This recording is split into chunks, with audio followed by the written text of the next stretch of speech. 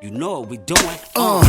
Y'all know it takes a special track to do this. I'm Mama P's and Q's, dripping sauce. It's just the fluid, it's the chef. I'm here to remind y'all I'm sick with it. My name is stuff that's hot, it's ubiquitous. Meaning it's one and the same, simple and plain. I'm all about my paper, the bacon, cheddar, and pain. I got these lanes running for the border. The talented Mr. Porter, keep it flowing like it's water. But here we go, there we go, creeping to a low speed. Is it him and his friend sitting in the nosebleeds? Play it cool, he ain't special just cause he's on TV. Everybody's hands up, acting like they know we. Welcome to another episode of the Taste Music Here Food Podcast Show. I am your host, Ed Porter. This is the place for food, music, and culture and how they all connect. Today, we have two very amazing guests that traveled such a very long way to be here today. Before we get started, I definitely want to attempt to give them the proper flowers they deserve with this intro. Okay, so here we go. Today's guests are the heartbeat behind one of the most culturally rich and unapologetically flavor-driven spots in the Twin Cities. These partners, both in life and in business, aren't just making tortillas. They're preserving stories, honoring ancestry, and redefining what modern Mexican food can look like through Nixta and Aura by Nixta. From the ancient tradition of Nixtamalization to a James Beard nod that turned heads nationwide, their work isn't just about the food on the plate, it's about the soul behind it. They're bringing the baselines of Hidalgo, Mexico, and the tempo of Minneapolis into one shared rhythm. So let's tap in, because today we're talking about heirloom corn, cultural preservation, creative grind, and the melody behind the masa. Welcome to the table, Gustavo and Kate Romero. That seemed perfect to me. Yep. Okay. Do. Thank you guys for being here. Thank you for having Thanks for having us. Yeah. Everybody has first off, this is my corny Let's, shirt. I'm My so corny sorry. shirt is in honor Yeah. of you guys. I'm a lover of all things tortillas. Honestly, I think it's the perfect bread. It's a vehicle. It is a bread. It's a vehicle. It Yes. is the perfect vehicle. Talk to me about how you guys, first off, how'd you guys meet? That's even a better question. How'd you guys meet? It's my fault. He's here. Yeah. He likes to point that out. You did it. Okay. I was raised in Poland for many years, but when I was 11, 12 years old, we moved here to Minneapolis. I grew up here for the most part and then went out to San Francisco to do a little post-culinary school, like big dreams. I want to cook there and Got you. eventually have my own restaurant. And then that's where I met him. In San Francisco. Mm-hmm. Awesome. What years was that? Around. 2009. No, Yep. 2010 is when we started working together. Okay. Yeah. So, yeah, I lived in the Bay for 11 years. So I actually was here in '98, opened up Aquavit, left in '03, went to the Bay. I was there for 11 years. I love the Bay Area. It's different. It's wonderful. It's a like, lovely. you know, and it's super cultural. I love it. rich, I so- literally love the Bay Area. It's one of those places that you just have to experience. That's okay. From there to here, though, like how? Well, I think we were kind of done with San Francisco. Yeah. He left to go to Miami and help fix a restaurant down there for Yeah. a restaurant group. I think he ended up working at like 2 restaurants. I moved back home, so I was like, and we were doing long distance. Yeah.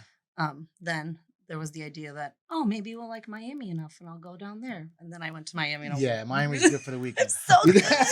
Yes. 2 days max. Well, it was wonderful to go like around, Thanksgiving or like when it's cold. But then when you go in June, you're like, I can't do this right now. Miami is a beautiful place. Great food, scenery, beach, all those things. Yeah. It's not real. Like there's a lot. It's not like you would. It's actually good. It's very Hollywood. Yes. It's hard to describe that. Like nothing against it. I just think that it's not. It's such a tourist destination that like you have to go to the outskirts Yes. of Miami to really see people live. Yeah. And for especially raising a family, that's not. Yeah. At least that's not how I think of that as well. Like for me, when I had my family, like I had an opportunity to go back to New York.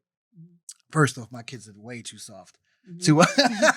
My kids are way too sheltered, and I've baby birded them too much. So they wouldn't survive. They'd be broken naked on the corner in under an hour. But yeah, this is a great place. Minnesota is a great place to raise a family for sure. Yeah, and I don't necessarily know if that was our plan when he ended up moving here. There was a long period of time where we were like, we don't really want to have kids. We were on that page for a very long time. But we both, what I knew once I moved back from San Francisco is that this city was getting, like, the culinary scene was growing. Absolutely. At that time. So we came back and it was 2013, 2014. So when you started seeing a lot more pedigree and it was like, we can probably have something here. We can maybe own a business here one day. If not, we'll be working in this city that is starting the trend, right? The trend is starting of like good food and good eating. Where in San Francisco, is like, this has been there for years. It's established. It's well established. Yeah. Let's talk about that. So again, I came here in '98 with a restaurant that was established in New York because there's a large population of Swedes here outside of Sweden. Yeah. Way ahead of its time. At that time, there was Goodfellows, Murray's. Those were the only two fine dining establishments here. So somebody didn't do the research enough to understand that it was way too early on for that. There is literally, specifically now, of course, with you guys being a part of that, the movement, you can get pretty much the best of any cuisine in the cities. And a lot of it in this 8-block radius here. This is insane. So like this is like restaurant road, becoming restaurant, like I'm talking about heavy hitters though. It's not just like food. All this, you can just stumble upon any one of these corners and have the best meal of your life. That to me is special, but people don't talk about it.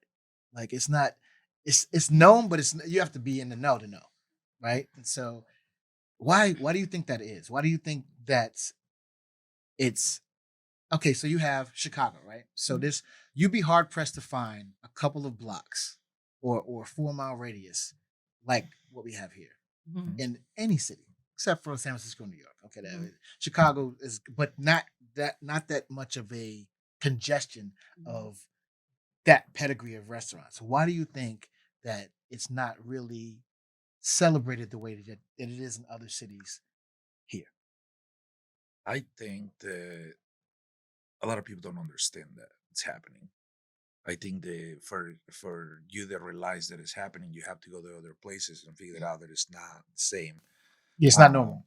and for us, that we have the opportunity to live in different places and work in different places.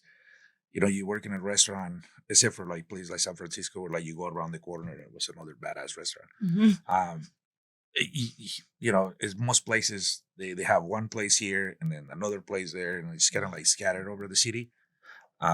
And then when you stay in a place like the one that we have right now, and then you can just like cross the street and go to another place, or go next door and go to another place, I think it's very special. And I think that people start realizing, because we see a trend of people just coming and then having a drink with us and then going to eat with Gia, or going to Ann, and then, and just like, they kind of like they see what that does. And from the beginning, when we start like working in there, and like we saw these places opening, having Christina like a few blocks from where we had too, like we always say that like this was so good for us, because people have like, now people can drive here and be like, if we cannot get to one place, we go to another. Park and just walk. And just walk around and see where you can get in. And for so long, this part of Northeast was like, and is still known as the Arts District. So like art forward. But people, we're bringing more art here when you think about it with the food. Like we want to be in a place where, like, especially for our restaurant, a lot of the art we have on our walls is local artists art. Absolutely. Because we want to celebrate that, and then have people come celebrate that with us. Yeah. I liken it to the theater district. And any city, any major city has a theater district. And you'll have the theaters, and then you have museums, and they're all clustered together. And so that is how I look at this, honestly. And it is art. Food is art, and it's the whole dining experience. And to be able to have that in such a rich tapestry Mhm. in just a small radius is super cool and unique. And it should be celebrated. And because that's not a normal thing. And It's not. and it takes years to develop that, like a San Francisco or New York. That didn't just happen overnight. So yeah, I mean, and you guys are, like you said, you definitely celebrate local art and art in general because, as we all know, you eat with your eyes first, right? And so that is well represented in everything that you guys do. Everything you guys do. It is super duper intentional and purposeful. Let's talk about that. Let's talk about the intention to detail to every little thing, even down to the name. Nixta, of course, that's a nod to the magical process of. So I spent a month in Mexico doing some tequila research for So mostly like Jalisco and Guadalajara. yeah, yes, Okay. I had a blast. So I was just down there because we're opening up a new restaurant. And I wanted to do some research, and so I was set up with some people and going to look at all the agaves and the whole process of making tortilla, everything. So I fell in love with. Obviously, I was just geeking out. It's just like I love the process. How everything that you guys do is intentionally to highlight the corn, right? Because that's where it all starts from. Talk to me about laying in all that intention to everything that you're doing. So I think it's a super duper skill set to do it so seamlessly so that most people don't see it. So let's speak to that. Let's talk about how and why. I I think it kind of grow as we were growing. You know, the we always wanted to have a restaurant, like that was a dream. But we never knew how it was gonna happen and what it was gonna happen. So when we start making family meals and we start putting tortillas into the packaging and we start seeing the reaction of people and we got approached by stores saying like, hey, we want to sell you tortillas. First, an opportunity to market, but also we saw an opportunity where a lot of people didn't know what it was. A lot of people will ask us, "Is this flour? What are you putting for coloring?" And have to explain to people that corn was different, and then um, the importance of it. I think that's kind of when it clicks for us to be like, we can we can change something here. You know, we're in the middle of corn country, and people saw corn completely different the way that we saw it. And it was a very important part for us to share the importance of it and Education, right? education. Like the Yeah. education part, because I think we looked at it too. It's like started with tortillas, the humble tortilla, but people had to learn about the process. The process is so much different than like a regular tortilla, not just mixing masa harina with water and pressing it and it's done. You're doing this long cooking process. Then after the tortilla, when we were like, well, we can also teach people what else they can do with this dough. Absolutely. Yeah. And I think the biggest part of that is you guys, this becoming what it is, you're also helping to preserve the heirloom corn because I'm a huge component of, being able to have access to things in their original state because they were never broken to begin with. And so there's a vast different amounts of types of corn and they have everything changes with that and it's not all corn is not created the same. And then there's this, I mean, it's so many different varieties and there's the different applications for it and the fact that you become it's the museum for the corn, honestly. And so I think it's super cool. I really do. And it's definitely a labor of love. Like we were talking about off camera before, the it's not a cheap process. No, It's not. definitely not. You know, and it's important to see it that way because I think we have the option. Now is the company that we purchased the corn from. They produce flour, which we know they use good corn to process the flour. But that doesn't change what we want to do, and it doesn't change our idea and our commitment to show people what our food is actually look like, Yeah. and the importance on the process, and the importance on the flavor, and the importance of um, what culturally means to us to be able to do it that way. Absolutely. Well, Absolutely. and because it's such a labor of love, and it is such a labor cost wise, I think it puts us in a unique position. If we continue to do this and we respect the process, we want people to eat things that are not just better tasting, but better for their body. Absolutely. Maybe that'll you know, restaurants a hard business, so maybe it will be around for a while. Yeah. Trickle down effect. Absolutely. Absolutely. I'd like to play a little game right now. So we do Oh, fun. this little game we're gonna play is called This or That, Mhm. but it's the husband and wife Oh, edition. dang it. I knew you were Yes, gonna do this. I don't have this opportunity. Yeah, Listen, yeah. I now I get to this is gonna be good for me. And it's Hustle us. yes, Okay. Yeah, you're gonna see also why I think the reason our business is successful is because we are very different. and that is the key. So every good business relationship, you have alter egos in Mhm. different areas. Like so, wherever one is lacking in or overbearing in one area, you have to have that balance. It makes for the best relationships, whether business or not, have to have that levity. So, Mhm. all right. So here we go.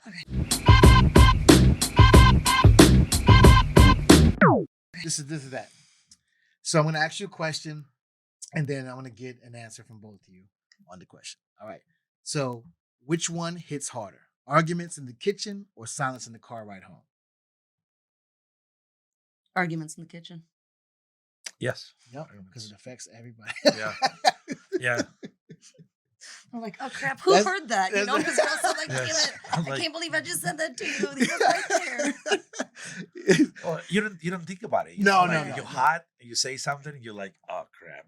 and Just just then the silence in the car ride follows. yeah, that it's coming anyway. It's It's coming coming anyway. anyway. It's true. It's like one needs to happen before the other. Yeah. It's passion. So that's the passion. passion. That's Yes. what it is. Okay. Which one wins in your kitchen? Take a risk on a new dish or play it safe with a signature hit? Take a risk. Mhm. 100%. I like that. Plus, you always have the base of the safe. It's You not- can always go back. you can know? always do exactly. Yeah. It's never going anywhere. Yeah, Yeah. we've had to We know do this that works. sometimes with dishes. We're like, okay, this was, but Yeah. then it gets reviewed, and Yeah. then people keep coming in and asking for like, okay, I cannot hear about it anymore. Put that dish back on the menu next week. We Yeah. have the mole. Yeah, let's just make it. Let's just make it. Okay. Where's your compass pointing right now? Build the brand bigger or protect the peace? Interesting. I think we both have different answers. I'm but sure I you think do. that's because we like he wants to build it bigger, I think. Yes. And he always says he wants to be retired by 50. Well, that's Yes. approaching in it's about 17 years. No, I'm just kidding. But You don't look a day with 20, man. What I do you think think? that's what he does that part while I make sure, and we have the help of my wonderful sister who helps us do all the back end business stuff. We do that for him so we can do both at the same time. Understood. Mhm. So builder. Yeah. Yeah. Okay. I think So like exactly I what you like- said. I like peace, but I think having a goal to attain it provides peace in the long run. Very true. You can't shake up the world in a vacuum. Mhm. You need to.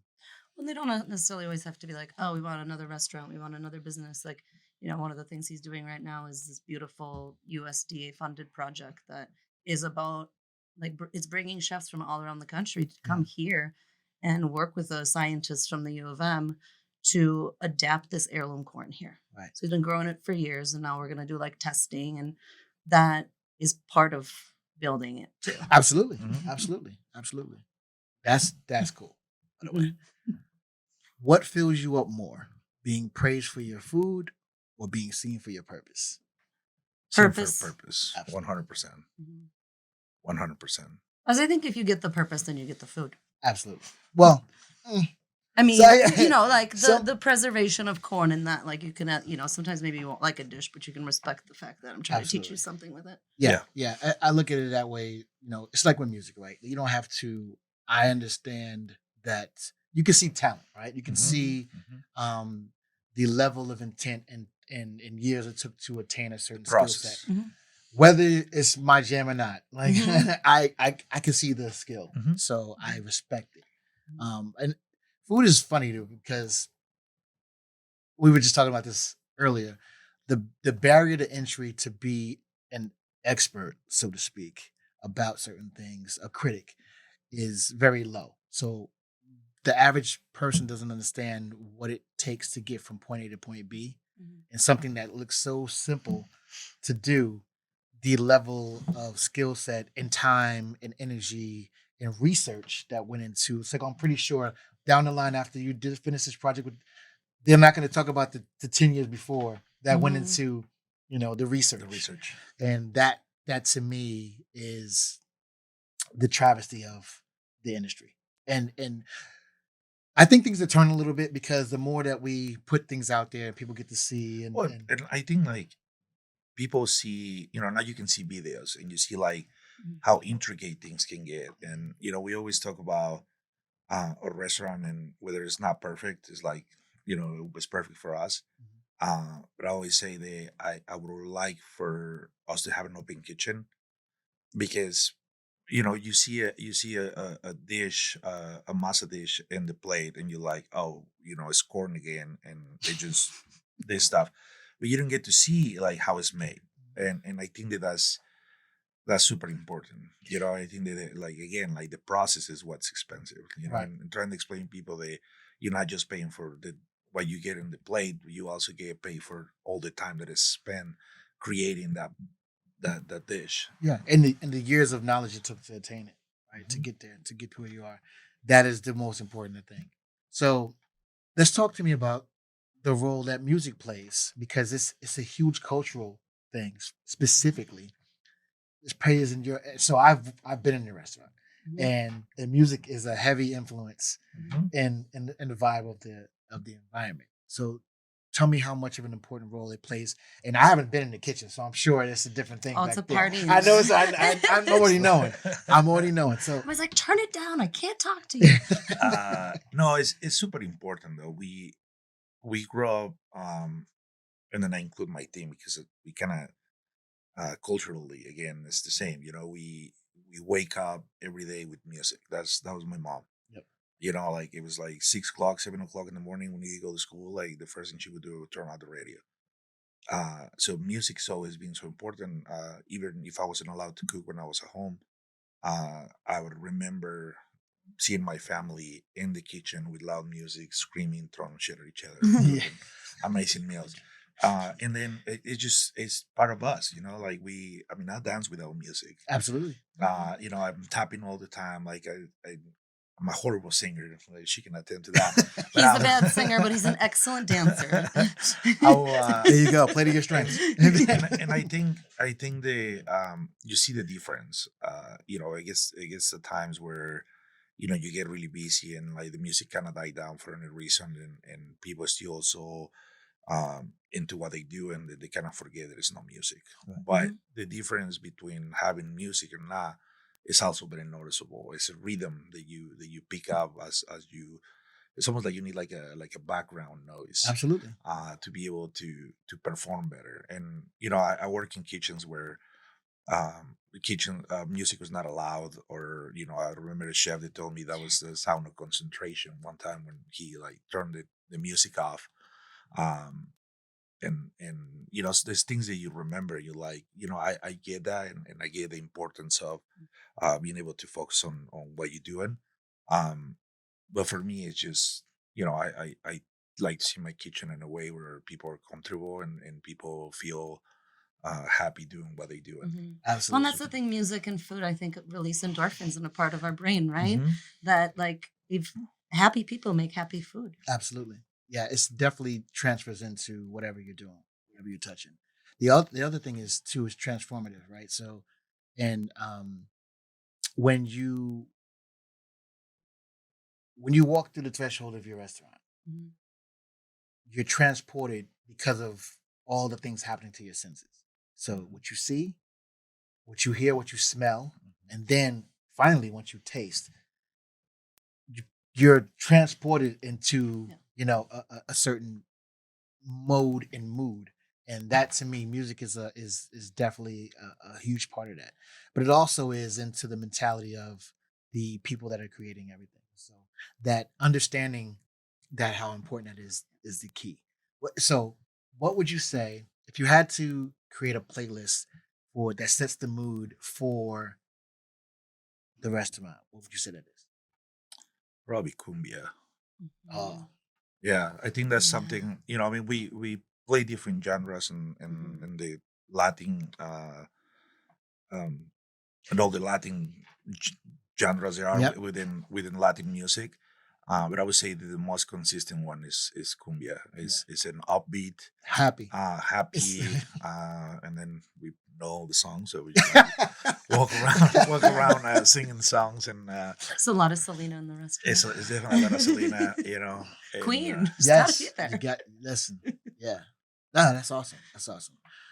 Let's talk about culture and identity. So your work emphasizes heavily the importance of preserving Mexican culinary traditions, as well as utilizing what is readily available to, in a way, highlight the area as well. And so, how do you balance authenticity and innovation in a dish? well, we try to search things as close as we can. We work with a couple farmers. They're actually pretty cool. We work with Black Radish Farm. I don't know if you're familiar with Yeah. them. They rent spaces, like backyards for Wow. people, and then they grow stuff there, and then Last year they were really cute because I was like, I need the poblano for the relleno to be exactly this big. So they would just come every week and be like, "Is this the right size?" yeah, but you create those relationships, and Mhm. I think that kind of helps with like what we look for, because now they come to me, they're like, well, I have these things, and I'm like, okay, well, send it to us, and then we figure out how we merge into the menu. And then I talked with Jose, who's my chef de cuisine, and was like, okay, we're gonna have these items for the next 2 months. Like, how do we incorporate it into the menu? And then when it comes to like trying to keep it as culturally uh, as we can, like we also trying to look for all the ingredients that are very important for us that people don't know them a lot. Mhm. So whenever we have And ingredients too that are like specifically Minnesota, right? Like, right, So that's so how. it's So like right. wild yeah, rice, or if we do yeah, venison on the menu, like Yeah. having that yeah. cross Yeah, too. we're trying to tap into, living here and working. I have the opportunity to work in good restaurants here, and I was able to pick up those things that people really like. Like Yeah. we made a pescadilla with walleye, and they're I was like, gonna say, I'm like, yeah. yes, I was, like you have to have walleye. Like you this is, have to we have have it. or horchatas with wild rice. It's just like Yeah.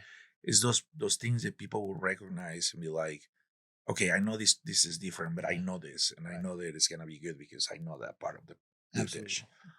Yeah, those, and that's the unique thing with, and if both food and music do the same thing. So usually, if somebody wants to make a hit, they look at another hit, like, okay, let's look at the parts of that song that make it a hit, and let's try to infuse some of that into whatever this new thing is. And that's just to create familiarity and to lessen the blow of people wanting to try something. So but the innovation that comes in that, I think, is amazing. So that's how all of the things that we deem to be certain foods, they're American creations. Like Mhm. Chinese food here is not Chinese food in China. It's not even Mhm. not even Yeah. remotely close. So it's not. So these are all American creations. The fortune cookie was invented in San Francisco. So it's Yeah. not. Oh yeah, I've been to the factory. Yeah, that yeah, me that too. make Oh, I love cookies it. with the Oh my fortune. goodness. So I did in the restaurant. I made a huge fortune cookie Mhm. that had the dessert in it. Nice. Oh. Yeah, so I found a process of like, okay, how can I do this? And it was a timing thing. So the cookie hardens and then it gets like, okay, how can I? So I went to the factory and found, okay, I just need to jumbo size that thing so I Mhm. can figure it out. But yeah, I just, That's again, so fun. a geek. I'm just a geek. Yeah. um, can you tell me a story about, for you specifically, a dish that is near and dear to your heart for whatever reason it is that you don't even want to touch? So I'll use an example. So this, um, I'm not really a fan of tuna fish, right? Mhm. But my grandmother used to make a tuna fish sandwich for me that to this day I just won't make it. I won't make it for myself. I don't even want to make it because it has so much value to me emotionally that I wouldn't even touch it. I just deem that it's off the since she passed. I'm never having that again. I'm just not, and it's fine. Because I attribute because I don't want to Have a mess crappy my tuna memory Yeah. up. Yeah. Yeah. So also the reason why it was such a great sandwich. She baked the bread. She grew the tomatoes. She made, Yes, she yeah, she yeah. made she Of course. did it all. And so, is there anything like that to you I that don't you just like? You know what? I don't want to sell it, so I I'm don't gonna know. Oh, I like think that we make. no that that is tied to a memory, Hmm. whether it be Okay. from childhood or anything. Okay. Like, you know what? I don't want to. And if I do it, it's gonna be such a far departure from what it was because I don't want to. You know. yeah, I think well, I two examples. I think we make a version of a beef tartare that is far removed from what Kate's mom make because I think they trying to make a traditional tartare that would taste like the one that she made, like it was just not Won't gonna happen. happen. Yeah. So we go like completely far away from that. When it comes to my food, I think that I spend so much time trying to cook with memories and trying to bring some of those ideas and some of those things that my family would make for us. They, I don't think I have anything like that. I think that Yeah. every good dish that my mom made, like I was trying to replicate it so many times and trying to get as close as possible, Yes. just because To have their of memory. the memories. Yeah. Yeah, Absolutely. Well, and to achieve that goal, there's a very real reality that your parents will hopefully be here longer than your parents. So Right. it's like I want to learn how to make a cabbage roll from my mom, or how to make Yeah. the fermented rye soup that she makes every Easter, because it's Yeah. like I can't imagine not having that. But yes, I've tried to replicate some of her stuff, and it takes months or even years to be Yes. like, Yes. and it's still like just a little off. But Yeah, it's like still love. Then yeah. you just blame it on the love. Yeah, absolutely. yeah. Absolutely. That those I always say that, in for cooking, whether you're cooking in the restaurant or at home, first off, it's the biggest form of expression of love that you can do is to make something from the heart to give somebody to nourish their body and spirit. But you're either trying to recall a past favorable memory or create a new one. Mhm. That's it. That's literally Yeah. that's all we're trying to do. And Yes. so if you've done that, you've done your job. Because everybody's been somewhere, and this one the job is not successful. We've gone out to eat someplace and you can't remember at all. Hmm. It's just the time we had. It's usually I because had of food. Yes. because of the company you kept. Oh, we had a Yeah. good time. What'd you eat? Oh, chicken dish, I think. Yes.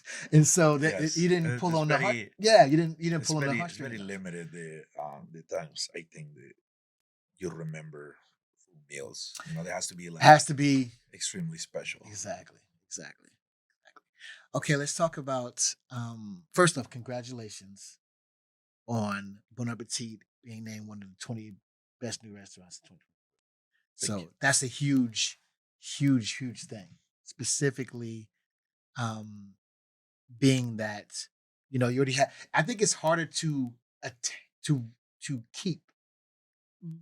the mystique when you have it. It's easy to win a title. It's hard to keep a title, Mhm. right? And so the fact that you guys have not only been recognized, you know, now, but you've been being recognized since you started, and that is a testament to your consistency and your love for what it is you're doing, and the fact that you guys have this perfect balance. It definitely, like you said, Gustavo, is definitely the reason why this works. And so kudos to that, because that's a huge accomplishment for obviously yourselves, your team specifically, and then everybody who gets to join in the party. So I always say that I think a restaurant, especially a restaurant of your caliber, you're inviting people in to have a piece of you. Like this is like if my house was big enough. If my house was big enough, this is what it would be. And so welcome into the house. And so that itself is an amazing and beautiful thing. How have you seen the accolades, the James Beard's nomination? How have you seen that impact the operations of your mission? I think they give us a great sense of responsibility. We understand the microphone got bigger. There is gonna be more people seeing us. There's gonna be people that are more critical seeing us, and then we create an expectation for what people come to a restaurant. Where before they came to a place where we were doing something. Now they come to a place that we're doing something and it's nationally recognized. Mm-hmm. So their expectations are huge. And I think they're like any accolade that you get, it's great for the business, it's great for morale, it's great for just to kind of see where you are standing. It's great for the team because they feel part of something important. And I think that we just trying to maintain it, as much as we can. We trying to we don't go crazy. We don't change much of anything. We just continue to work and trying to provide the best product, the best service possible. Yeah, you guys will. So there's two types of, and you know this. There are establishments and restaurants that create restaurants for the instinct purpose of attaining an award, right? And then there's people that just do the work, right? And so because this is what we do, and we didn't change or alter anything for the sake of this, and nor will we do it to retain it. This is just how we do it. This is why we do it, and we're going to continue to do it. And if you appreciated that before, you will always appreciate it. And that to me is the mark of a great restaurant. It's like, okay, we're creating the wave. You're not changing to fit any narrative. So kudos to that. That's you guys would be great. There's plenty of places, I think that we have modeled ourselves after that are across the country. There just hasn't been anything, I think, in Minnesota that has kind of pushed that envelope with Mexican food and corn. And again, the hard process of nixtamalization. So that really helped, and pivoting at every turn, right? Because we started in COVID and then it was like, okay, now you can do something else. So let's change this, and then let's change this. And it was little by little. Now it's hopefully full grown. Yeah. Hopefully, I don't think we'd have to leave the building if we want to do anything else, because we took we had the dining room, then we moved into the bar, then we have a courtyard now. So we're out of space now. We just have to buy the block now. So let's talk about nixtamalization. Let's really describe the process, because I had the great fortune to watch, masters at work at Halesco. But just speak to the process, and because it's central to what it is you do. Mm-hmm. So, well, we import all the corn from Mexico. That's like one of the most important pieces of it. And then to be able to process and activate all the good enzymes in corn, you have to put it through this process of nixtamalization, which is cooking with an alkaline solution that will help remove the outer skin, and then it will activate all the good enzymes by soaking in letting some of that calcium into the corn. The industrialization of corn in the 90s, it kind of changed the process where they would still nixtamalize to remove the skin, but then they would now let it soak, and then they would let it dry, and then they process it, mill it, so you can get flour. So that's kind of the biggest difference between the corn the process that we do into the industrialization, and then we can get into the different corn that they use in here. But when it comes to the process, we've done it for thousands of years. The word actually comes from ashes because ashes was the first alkaline that they used to nixtamalize. And then now we use calcium hydroxide that is kitchen safe and it is very minimum. We because the way that we cook it, we use about 0.5%. And then it's diluted on water, and then whatever it gets soaked is like very, very minimum. Yeah. But it does activates all the good enzymes. You get potassium, you get calcium, you get niacin, you get a lot of fiber, which the only thing the corn doesn't have is protein. But that's what That's what the barbacoa is for. Yeah. That's what the barbacoa is for. Yes. But it's we when we do stuff with the corn too, is like we try to look at it as a super flavorful plate that you can put whatever into it. And then when you say there's a great vehicle to it, that's the way that we see it. Yeah. It's something that's like the most flavorful plate that you can see. Yeah. Yeah. Exactly. It's an edible plate. It's an That's a great way to look at it. So beyond this culinary significance, what cultural and historical importance does this process hold for you specifically? I think of the well-being. I think the importance is as professional chefs, which we both are. I think our priority or commitment to our guests is to provide with something that is good for them and the best possible. Mm-hmm. So, I think that's where we both come from. Like from when we were in San Francisco or wherever we went, we always like trying to serve the best product possible. Mm-hmm. So if we were gonna do tortillas, we needed to do the same. Absolutely. And I also think there's something to be said for if everything went to hell in a handbasket, right? I have these few humble ingredients. Mhm. With the know-how, I can do this. That is special, and Yeah, so yeah. because even when just think about the amount of things that were made before the industrial revolution, and all this machinery. This was happening. Yeah. Mhm. With stone and a kamal. Yeah. Absolutely. Very minimal effort. Yeah, nothing fancy, and amazing, and better than what we can do with all the know-how in the world. Yes, and culturally too, I think something that it always, like me personally, bugged me is you go to a supermarket, and then you get the aisle of the tortillas, and the aisle is bigger than the hamburger buns. and then you look up, and it's like Latin food or international food, and like you get it's a relation to the connection that tortillas have with Mexican food. I mean, some brands even use the flag. Yep.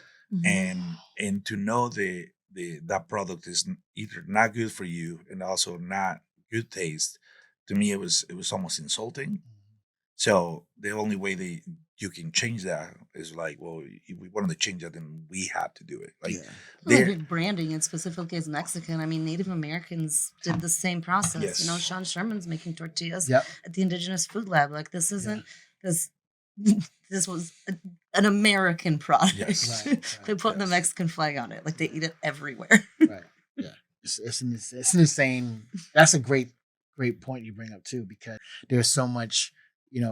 Corn has been very important to Native Americans for eons as Mhm. well, Mhm. and so much so that the Indian corn, the name Mhm. Indian corn Yes. is. Well, and that's what we're It's- using. Our heirloom corn is Indian corn. Yes. Like Yeah. actually, And so, Mexicans are Native Americans. absolutely, yeah, go figure. They were here before. Absolutely. And that's so even that's I was just having this conversation a couple of weeks ago about I remember being a kid, and I'm probably dating myself. But being a kid, and you saw Indian corn like Mhm. off it was readily available, right? Yeah. Like I can't tell you the last time that I without some kind of like ornate Decorative. decorative Yes. thing next to a scarecrow or some crap like that. But we see it for purchase Yeah. like that, and without the process and the things that you guys are doing, those things go away. And Yes. then the kids don't know. So they won't even know what they're missing. So it'll just be gone forever. Plus corn is one of those things that, you need, human interaction for it to happen. Yes. Mhm. So there's, Yes. there's no wild, No, there's no corn. wild corn anywhere. Mhm. Let's talk about and we talked about this a little earlier, but the community is powerful. So you guys are part of a very unique community where your restaurant lies. But I believe the community that you build extends outside of course, the four walls of your restaurant and the region, because the beauty of the internet and what it is we're doing, your story gets to travel. So Mhm. therefore, the community grows exponentially. Talk to me about the importance and the responsibility that you feel in order to just make sure that the local farmers are part of the conversation. And because we can't, everything comes from the ground up. Mhm. Mhm. No farmers, no food, no restaurants. It's a very simple equation, and people they don't really look at where their food truly comes from and who's making it possible to get from point A to point B. Mhm. I gotta send you guys a link to the film because I did a whole film about farming, and Yes, and please do. I spent time in Merced County, Mhm. in the San Joaquin Valley, actually going through and talking to farmers and the whole thing, like, because it's important. Talk to me about, and I know that's important to you because we just talked about it, but Yeah. what legacy are you intending to leave through the lens, because the farmer doesn't really get to talk. We are the food is the spokesman for the farmer. Yes. Mhm. So how do you carry that weight? Ah, there's so much pressure on both ends, I think, that when Yeah. we talk about this, because you want to make sure you're getting the best product, then taking care of it very, very well, and then that the person on the other end is also happy receiving that product and that they're getting something that's better for them, has higher nutritional value, all of these things. Also is interesting and cutting edge in some way because you want to still, stay relevant in this like big restaurant community too. Right. So I think it's a lot, and we have also the responsibility to our community too. Like we do a lot of outreach, especially to like schools. He was a judge for the Junior Iron Chef, or actually competitor. He competed with a Mhm. team of kids. We're going to judge some class at Roosevelt this weekend because like we love making sure that we have a 4.5-year-old. Yeah. There's a responsibility and idea that like, we grew up with the white Wonder Bread and all of that stuff. Mhm. And now things are changing, but how do we educate these kids and next generations too about like, why is it okay for a baguette to be $12, but not like a taco? Yeah. It's a great And going into it's a those great point. communities That's a where great point. where they are filled with Latino and immigrant children Yeah. in these schools, and like they love seeing him. Absolutely. Absolutely. That yeah, the seeing representation matters. I don't care A what lot. anybody says. And I just know for me, being a young black kid, so I was always the youngest. I got into the 16. And so and I fell into fine dining, God knows, God had his hand on me. I didn't belong at all. But I was, the youngest, the darkest, and I felt the most out of place. Always. And then I realized that I'm just chicken. No matter where I go. So chicken can be in anywhere from fine dining to I'm translatable. I've learned to be a linguistic champion enough to be able to describe and communicate my thoughts, needs, and my point of view, no matter who I sit across from. And so you only learn that from representation. So when Yeah. you get to see when you get to see yourself in someone else and see the possibilities, that's why it's important for those kids to see you. That's a beautiful thing. Well, and like all the accolades we just talked about, it's like those things we really only care about because they open more doors to those rooms Absolutely. where you're changing the demographic and the dynamic For sure. because you're part of the conversation. Yeah, for sure. Well, Sure. you know, I think the importance of not that I consider myself a role model, but then you hope that when you go to these schools and you talk to these kids, that one of them would think that if I made it, he can make it. Absolutely. You know, Mhm. and I There's think importance in like trade jobs too, you know, Yeah. because this Listen. is different. You're like, I mean, we all know we can go to culinary school, sure, but like, did we need to? No, we probably could have learned everything on the job. It was just about getting in the right kitchens and learning from the right people Right. who wanted to teach. And but seeing that, you know, there's no longer something that like, oh, you work in a restaurant, oh, you're a chef, you know, Yeah, that yeah. that changed years ago, and it's not okay. So you're here, you from an immigrant family, your parents are cooks, but guess what? This guy's a chef. Mhm. Yeah, and it means something. Yeah. And it's a not only it's a very important job to have. Mhm. You're also galvanizing and you're leading. You have your family and you have your work family, right? So your team is just as dependent on you as your kids. Mhm. Yeah. And a good leader feels that pressure every day. Like I don't want to let, and it goes back and forth. So I always say that people don't work for jobs; they work for people. And when somebody respects you enough they don't want to let you down, and because you're not letting them down, that cycle is what keeps life going. And that's the beautiful part about the restaurants. I learned all of my life skills from working in restaurants, like all of the important soft skills that are now dying. Yes. My sister and her husband worked in restaurants for years too. He's a banker now, Yeah. but he always says, and I think it's important that he understands this, but he's a bartender, just 13, 14 years. When he sees that somebody has service industry experience on their resume, he's more likely to hire them. Absolutely. And this is not for everybody too. I also equate cooking to like singing. Mhm. So you can go to school and learn musical theory all you want. Either you can sing like Mariah Carey, or you can't. Yeah. So and now here's the beauty. That's okay. That's okay. He's a dancer. He's a dancer though. Okay. Now there's different ways and a lot of different ways to earn a living in this business. Now some people from here to here they don't have it, right? But they can tell you, the great teachers, great coaches, great cookbook writers. But there's the skill set for I know guys that never been on the same side of the street as the school that just have it. These guys are just monsters, and that to me, that skill set you can cultivate it. You can't necessarily teach somebody to have that rhythm.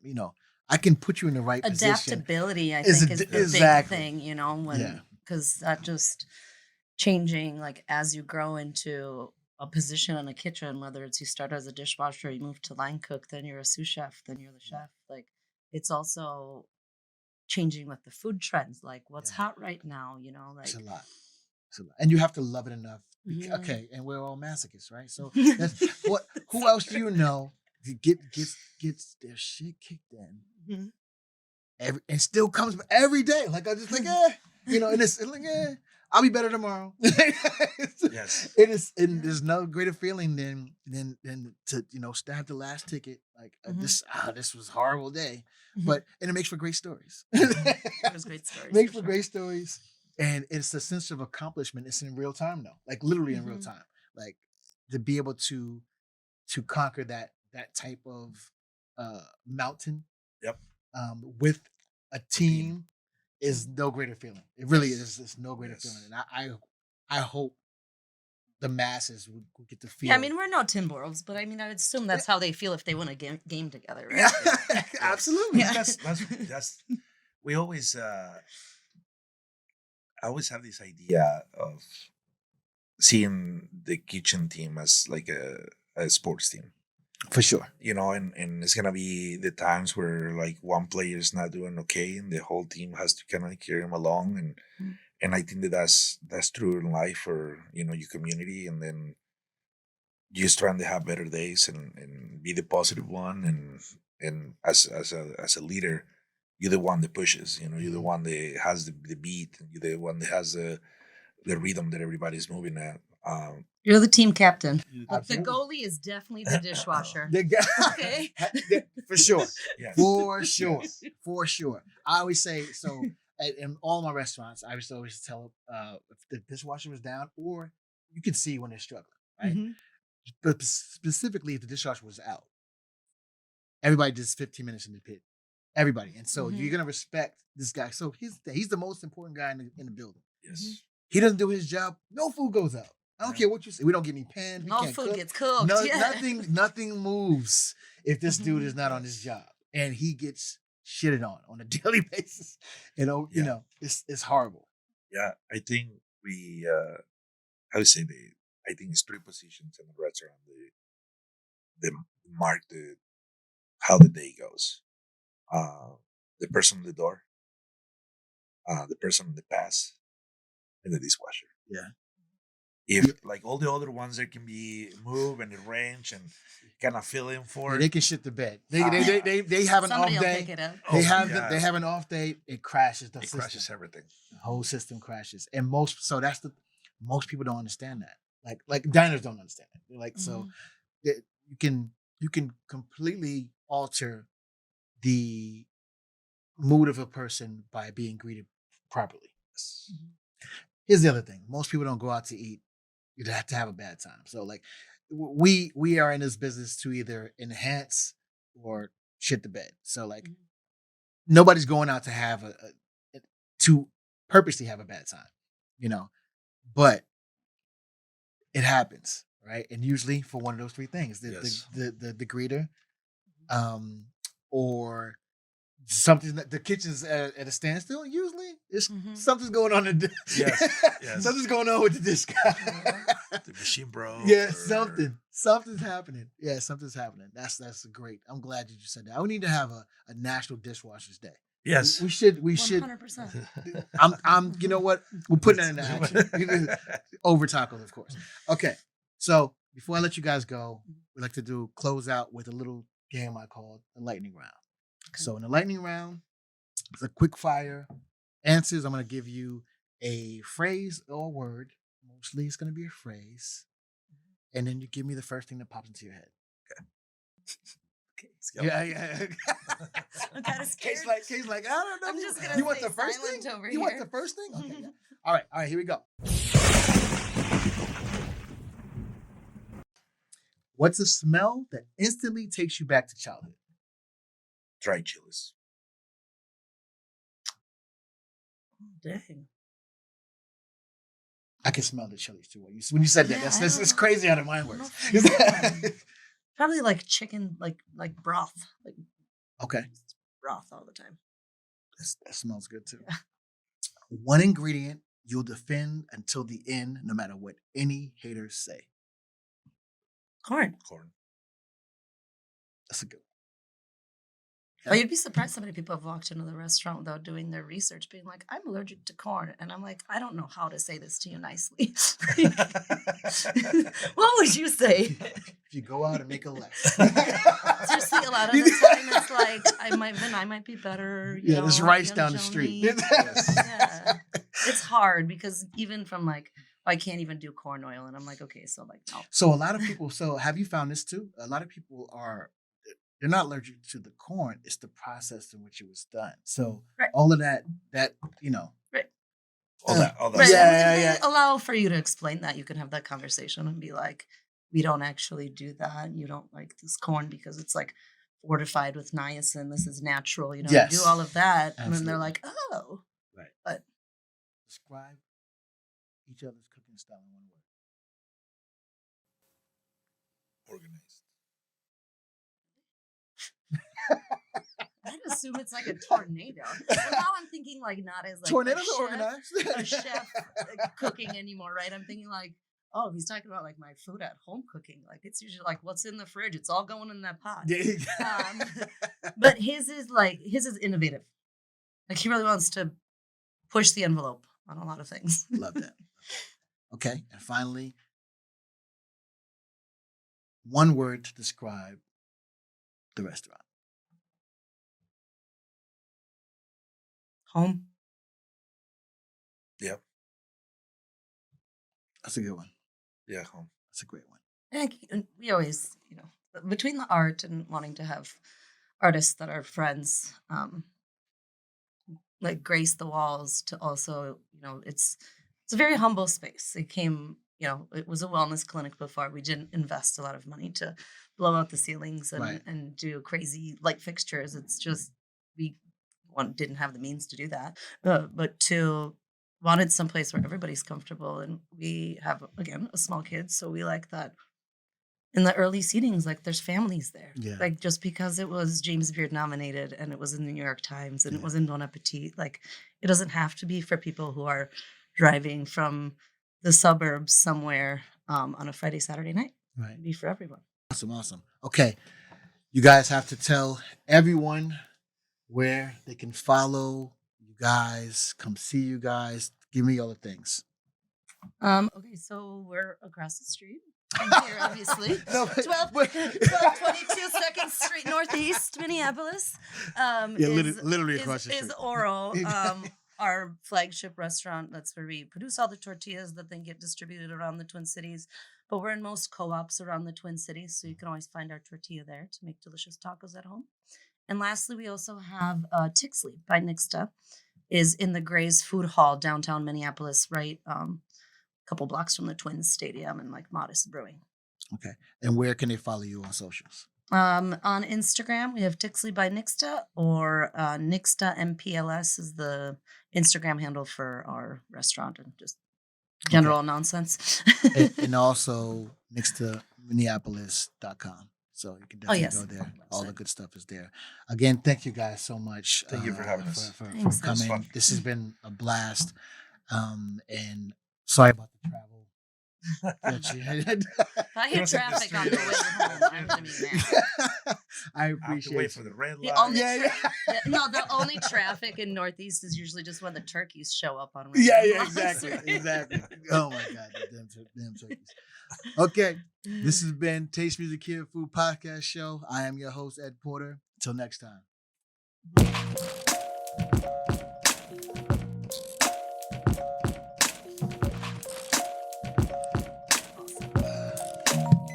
Awesome. Thanks for having us. That was fun. NBC. No relation to NBC. NBC. No relation to NBC.